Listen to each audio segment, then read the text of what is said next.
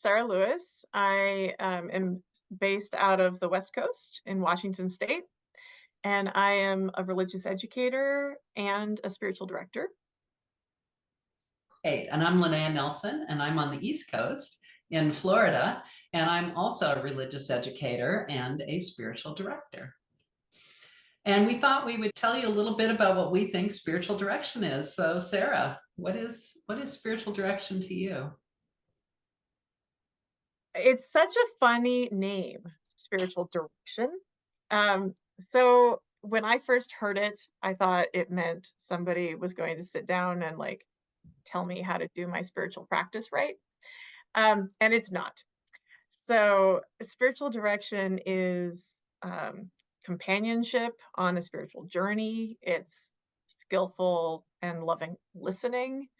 It's a space that holds pastoral care elements and spiritual growth elements, but it's not directive. So I think our name is a little bit of a stumbling block for us.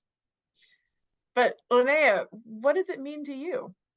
Well, I agree with that name part, and I usually tell directees that really they're the spiritual director and I'm the companion and I'm the one listening to what they have to say. And I think what people bring to spiritual direction is what's really meaningful to them.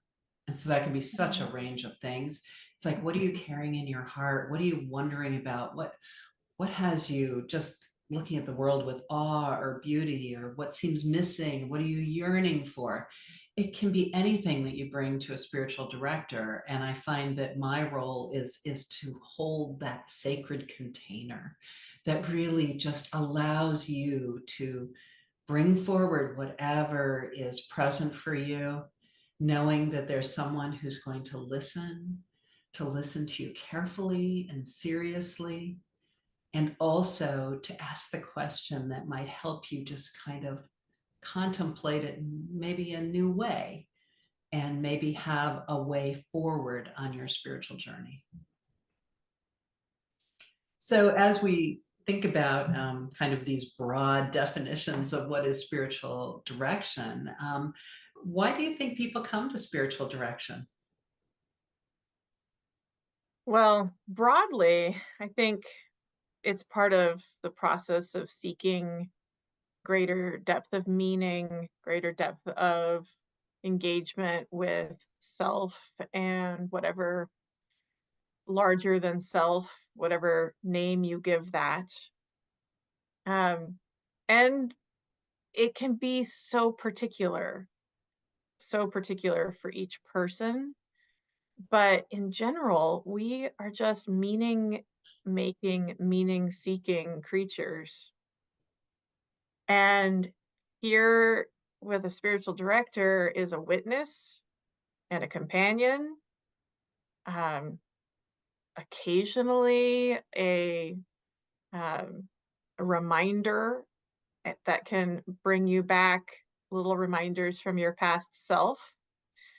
I've heard you say this before. This is perhaps a pattern. Even just having that appointment on your calendar is also a reminder to yourself to take that time.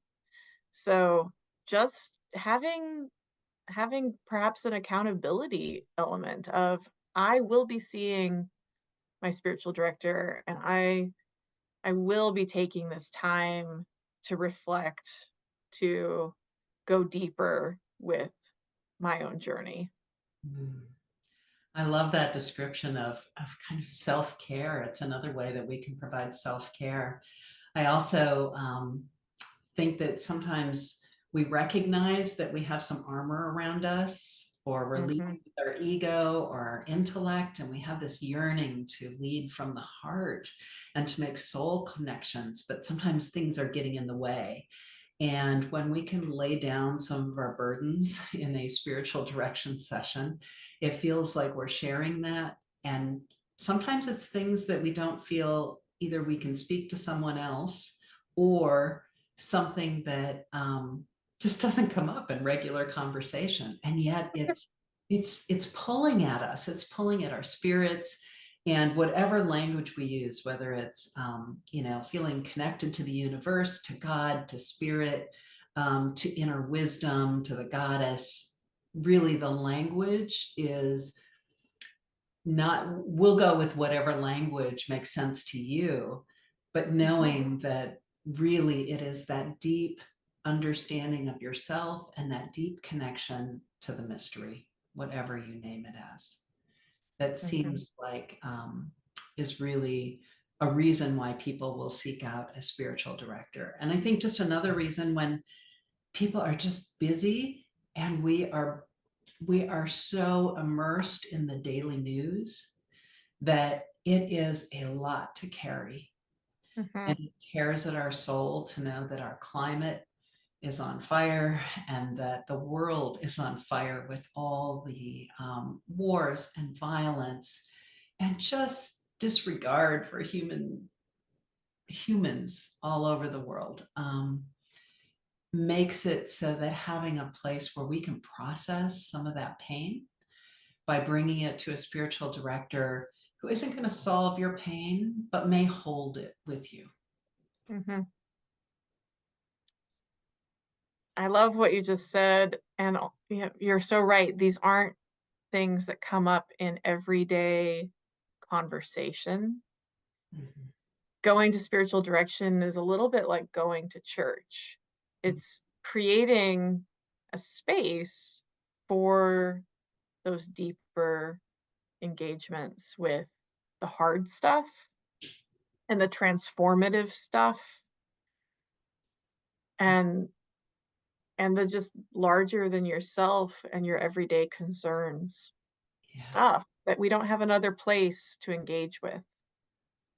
And I think over time, it takes some time to build the trust with your spiritual director. And I think of my spiritual director, and I think I've been with her maybe 3 years now. And I feel like she knows me at a different level than what maybe even some of my close friends. I feel like she's Mhm, helped me get to know me better and to feel more grounded, and encourages me to do those spiritual practices that I speak of that really help ground me or help center me, and helps me go beyond the ego. I think I've said that before, but to find that true essence so that I can move through the world in a way that is bringing whatever gifts I have forward, and not having just my faults coming forward, or things that are bleeding out of me because I haven't dealt with them. And so it has kind of that therapeutic edge to it sometimes, but it's not therapy. We're not there to fix or to solve or to make you better. We see you as whole. You are whole and holy, and we want you to see that too. So I feel like that's a lot of what a spiritual director can do, help you see your own divine nature, and to move and live in the world from that place, rather than maybe a place that we look back on our day and we're like, oh, why did I say that? But if we're moving from this place of divine wonder, I think, at least for me, as my spiritual director helps me find that, I feel affirmed and validated in a way that I think we all need. mhm. I so agree. Yeah. There's an element of witness mixed with minister, mixed with therapist, mixed with and it's also none of those things. Right. Yeah, I tell people that, when they say, well, how's this different from therapy? And I say, well, I see therapy as something you kind of bring a problem you're working through, and maybe you go to a life coach to work out some of the vocational decisions you need to make, and maybe a mentor, someone who's done something you're trying to do better, and they can kind of see some things ahead of the road that maybe you haven't encountered yet and help you through them. And I see a spiritual director as someone you bring everything to. And then it is my role as a spiritual director to ask you the questions that get at the essence of what's going on here, what's meaningful to you, and what is that connection? And do you want to develop that connection with the mystery? spiritual direction started in the Christian tradition where people were making that connection with God. And as Unitarian Universalists, it may not be God that we want to connect to, but we know there is something greater than ourselves, whether it is community or the universe, the cosmos. There is something that we feel drawn to. And I think having a place to talk about that, maybe especially as Unitarian Universalists, where sometimes we have these deep inner feelings that we're not quite sure what to do with. And so bringing them Mhm. to spiritual direction can be very fruitful. Yeah. What is And you and spiritual? I are both religious educators also. So how does that inform your practice of spiritual direction? I think just knowing the life of a religious educator and how it requires you to wear six hats at once sometimes, and that you need to be grounded because yes, there's the administrative part, but to be able to do that smoothly and with love, you need to be grounded, because some of that gets a little wild sometimes. And that if I can bring that sort of presence to whether I'm talking with a parent or a child or I'm leading chapel, then I feel like that is modeling something that I can't describe necessarily. I have to feel it, I have to be in it, I have to have that sense of essence coming through me, like that, like I am there for a purpose. And I think that's what is the crossover for me between being a spiritual director and being a religious educator. And now, since I am the UU Wellspring director, my role is more around programming. But when I write the programming, my spiritual direction mind is at work. And I know that I am trying to bring forward such deep values in the work Mhm. that we're doing together. How Mm. about you? How does it work together for you being a spiritual director and a religious educator?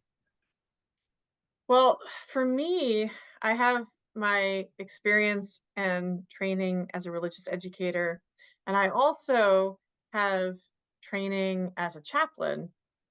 And I find spiritual direction is the magic sweet spot of the Venn diagram of those things. Um, Pastoral care and the presence of a chaplain is there for an emergent problem need, a moment of a moment of distress, a moment of needing that presence.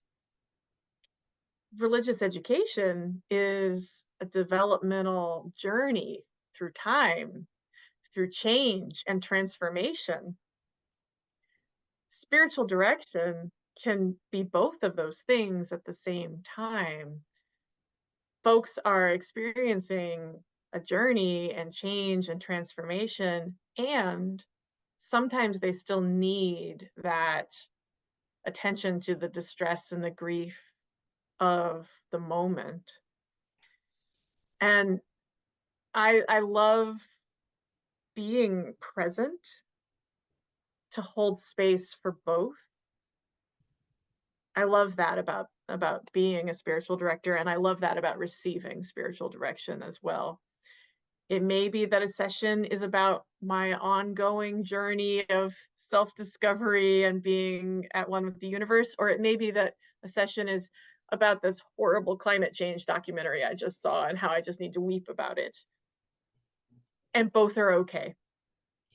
Oh, I love that. I think what you just described was a soft landing. Mm, Soft yeah. landing that is, filled with all the nutrients that help you grow and help you kind of get up when you stumble or get up when you're really distressed. There's so much stress and distress in the world that if you can Mhm, have a place that you can go to regularly to relieve some of that and to process it in a way that feels authentic with who you are, mhm, um, I hope it's a gift to people. mm, And as we come to the end, I want to tell you about the Unitarian Universalist Spiritual Directors Network. Both Sarah and I are members, and it is completely volunteer. There are no paid people. There's no organization that is a 501(c)(3). We are just spiritual directors who are totally dedicated to companioning Unitarian Universalists. And you can go on the website and find people either in your geographic area or perhaps people with certain specialties. Or be somebody you've met before, and you're like, oh, didn't know they were a spiritual director, as you're trying to find someone who can companion you. Any last words, Sarah, that you'd like to share?